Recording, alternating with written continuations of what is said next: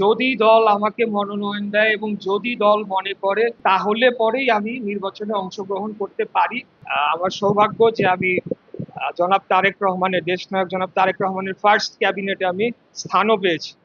আচ্ছা, প্রথমে আসি যে ঘোষণার যে বিষয়টি হচ্ছে, সিটি কর্পোরেশন ইলেকশন আমি একবার করেছি, আপনারা নিশ্চয়ই মনে থাকবে যদি আপনারা ভুলে গিয়ে থাকেন। 2020 সালের 2 ফেব্রুয়ারি সিটি ইলেকশনে আমি অংশগ্রহণ করেছিলাম।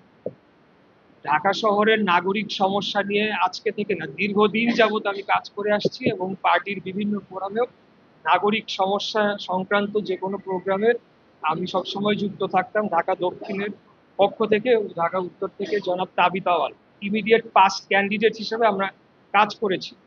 আমি যেটা সামাজিক মাধ্যমে বলেছি সেটা আমার ব্যক্তিগত অভিপ্রায়। তবে আপনাদের একটা জিনিস মাথায় রাখতে হবে, যেটা অবশ্যই সামাজিক মাধ্যমে হয়তো পুরাটা এইভাবে লেখা যায়, তার আগে পরে কিন্তু অনেকগুলা কথা রয়েছে।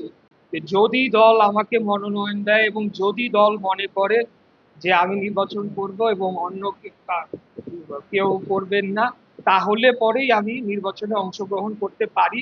কারণ আমি বাংলাদেশ জাতীয়তাবাদী দলের হয়ে সংসদ সদস্য নির্বাচন করে পার্লামেন্টে যাচ্ছি এবং আমার সৌভাগ্য যে আমি জনাব তারেক রহমানের, দেশনায়ক জনাব তারেক রহমানের ফার্স্ট ক্যাবিনেটে আমি স্থানও পেয়েছি। আর দ্বিতীয় যে বিষয়টি উত্থাপন করা হলো, যে আসলে প্রত্যেক সংসদ সদস্য যারা আছেন বা যারা মন্ত্রীরা আছেন, তারা তো সংসদ সদস্য হয়ে দেন একটা মিনিস্ট্রির দায়িত্ব ওনারা পালন করেন। সেই ক্ষেত্রে আমি মনে করি না যে এখনই কোনো ইলেকশনের তোড়জোড় শুরু হয়ে যাচ্ছে বা কোনো নির্বাচনী ক্যাম্পেইন, এটা পরবর্তীতে, যেটা আমাদের মহাসচিব বলেছেন, স্থানীয় সরকার মন্ত্রী, যে পার্লামেন্টে ডিসাইড হবে এবং সবশেষে দলীয় মনোনয়নকে পাবে এটা দল নির্ধারণ করবে। এইগুলো অনেক প্রক্রিয়া বাকি রয়েছে।